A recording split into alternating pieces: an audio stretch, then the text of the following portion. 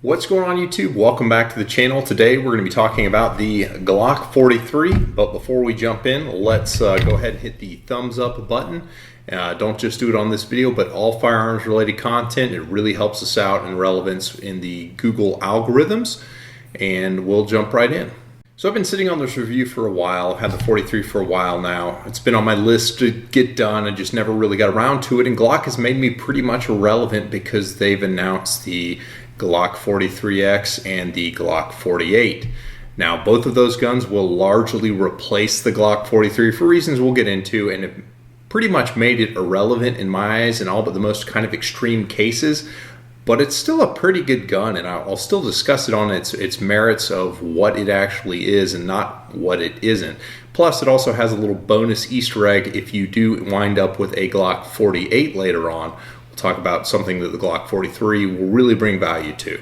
So let's go down and take a look at the gun.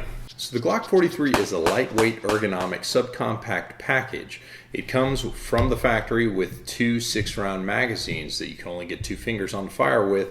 The capacity is only 6 rounds, but you can get base plates easily enough to increase that capacity. The sights out of the box are the typical Glock plastic ones that are bad. They are both difficult to use and slow to line up. However, the pistol is so light that it can be used in a single clip holster or even a fabric clip holster. I recommend a Harry's holster. Use the discount code The Humble Marksman to save 10%.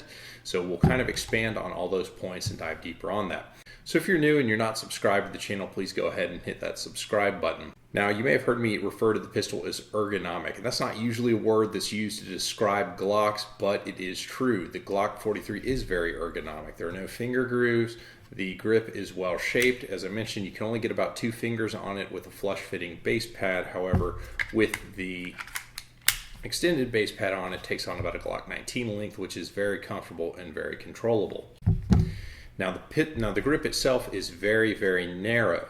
So small-handed shooters, women specifically, may be able to get a good grip, really get behind the gun, and still have plenty of finger left to reach the trigger. There is still enough space on the side of the frame to get your left hand on there to build a grip. However, it is a bit like trying to fit that 5th clown into the clown car. Now I'm going to go ahead and lump the sights and the trigger together with accuracy, since you need the sights and the trigger to realize the mechanical accuracy of the firearm. Start with the trigger. The trigger is more like a service pistol trigger in that it's not 8 or 9 pounds. My trigger is actually right at 6 pounds, and it has a relatively clean wall and then a break. Just as you'd imagine, reset is very fast, very short, and very tactile. The trigger is reasonably good. If you don't like a 6-pound trigger, there are plenty of connectors out there you can use to drop the pull weight down. I leave mine stock because for a carry gun, it doesn't get shot a lot. It doesn't really increase performance as far as I'm concerned. The one thing I did do is the sights. These are Dawson Precision sights. I typically put Dawson Precision sights on all my pistols. I encourage you to do the same. If you still must have night sights, check out the link in the description to Amazon. I've got a link to some Ameriglow tritium night sights that are very good. The 2-dot night sights, the iDot Pros, or the protectors or caps are all very good options that have a high vis front sight, and they don't have a 3-dot rear. 3-dot sights are the devil, but the ball in a cup OEM Glock sights are even more the devil. Now the problem with the Glock sights is that the front sight post from Glock is very fat. This is a very short sight radius gun. The notch is the same size on all the sights, but this is the shortest barrel gun that they make. What ends up happening is there's not enough light to get a good sight picture with the sights. So it's very difficult to tell if your sights are aligned. It takes a long time to line them up, which is a bad combination for a self-defense firearm. So like I said, check out the description or check out Dawson Precision if you need some new sights for your Glock 43. Now the recoil characteristics are as you'd expect from a small gun. All of the guns in this category are recommended to new shooters for a first pistol because they're inexpensive and they fit in the hand well for most people. Their gun store is doing you a disservice. These are not new people guns. The reason for that is the slide is very light and not very massive, so they have to use a very heavy recoil spring. The barrel is significantly shorter than 4 inches, So there is a lot of muzzle flash and a lot of sound. That's going to help new shooters develop a flinch. And now wrap that all up in a lightweight package with a relatively heavy trigger, and you have a gun that's difficult to hit what you're aiming at. It's not just the Glock 43, it's the Shield, it's the SIG 938, it's any of the skinny nines with a heavier trigger. This is not a good category of gun to give to a new shooter. Give them a full-size gun that has a good trigger reach for them, and they'll have a much more enjoyable time. If you are taking a new shooter to the range with this size gun, be sure they're double plugged. Now don't hear me say that this gun is unpleasant to shoot. For a gun this size, it actually is very pleasant to shoot. If anyone tells you it shoots like a much larger gun, they're lying to you. That's not true. Nobody can ever really quantify that. It shoots like a subcompact, but it's very controllable. The sights are easy to track and it returns into battery very well.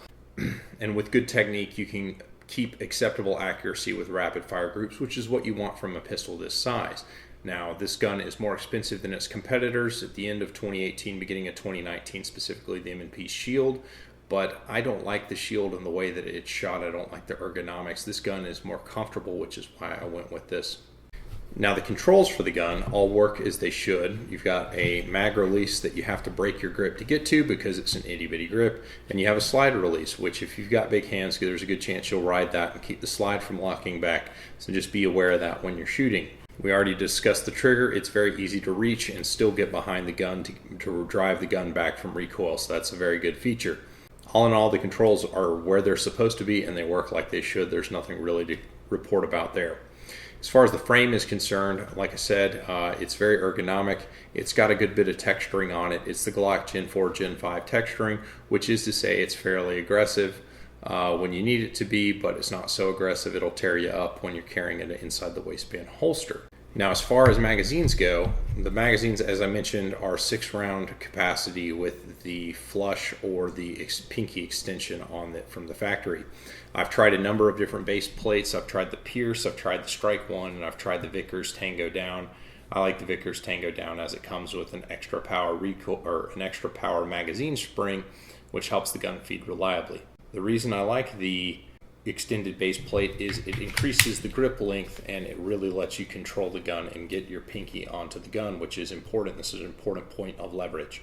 So most people I know that carry a Glock 43 carry it with an extended base pad. Now you'll notice all of the base pads I mentioned are made out of plastic and not the aluminum ones offered by a number of different manufacturers.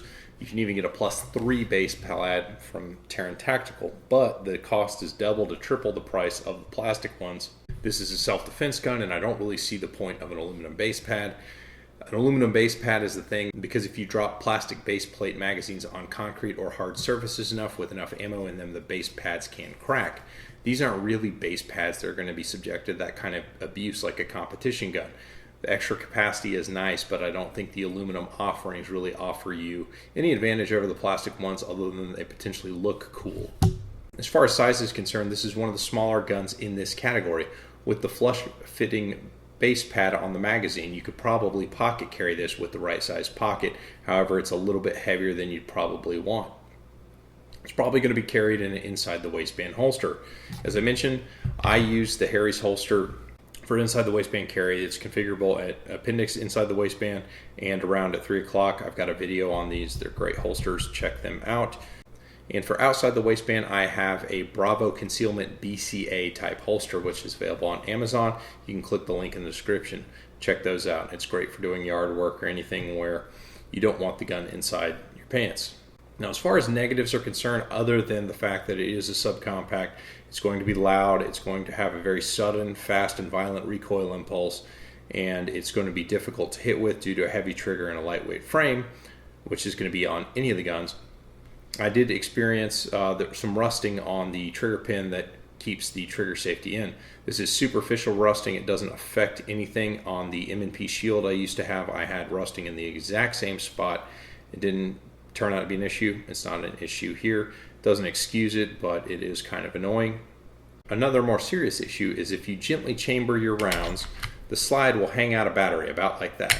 Now you can drive it home with a tap on the back of the slide, and what that's going to do is it's going to make your extractor skip over the case rim and grab onto it, which is fine.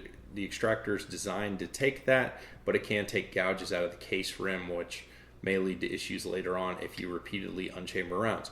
While on the topic of chambering and unchambering rounds, if you're shooting self-defense loads, hollow points that you take out of the chamber regularly, keep a close eye on their overall length. Line them up next to each other. If a round is visibly shorter than the others, pick it up and throw it away. That's bullet setback. Bullet setback increases the pressure of the cartridge and is more likely to turn your gun into a hand grenade if you don't stay on top of it. So don't let your rounds get any shorter. This is the reason you need to cycle your carry ammo. The primers and powder aren't going to expire, but repeated chambering of the same round will make them shorter and more likely to explode. So by now you probably have guessed my configuration of the Vickers Tango down base plates with the Dawson precision sights carried in the Harry's holster. That's what I'd recommend for anybody, so again, you can follow the links in the description to check those out. Now, one thing that is cool about this and keeps it relevant in the age of the Glock 48 is that the slide on the Glock 43 will fit on a Glock 48 frame. So if you have a Glock 43 and you have a Glock 48, you effectively have a Glock 43, a 43X, and a Glock 48. So you can carry a 43X configuration, a 48 configuration, or you can carry some kind of mutant hybrid 43 with the long slide and the short grip, which people on the internet clamor for. So that option is available to you as well. So that's a nice Easter egg. I plan on getting a G48, and when I do, I'll test it out for you, make sure it works, but I'm assured by people who know that that is an option and you can do it. So ultimately, in early 2019, I wouldn't buy a Glock 43, I would buy a Glock 48. And if you have to have a short barrel, I'd get a 43X. The extra grip length really isn't as much of an issue as I feel like people were making it out to be. The skinniness is really the moneymaker on a pistol in this category, and the 48 does all of those things well. And as I mentioned, when I use the extended grip, it's going to be basically the same length as a 48 anyway. So I wouldn't mess around, I'd just get a Glock 48 and not this.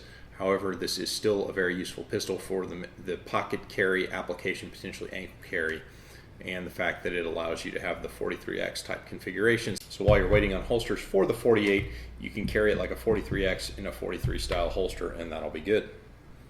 So guys, I appreciate you watching. Please subscribe to the channel if you haven't already. Please jump in with the comments. This is a social network, and I enjoy the banter in the comments section.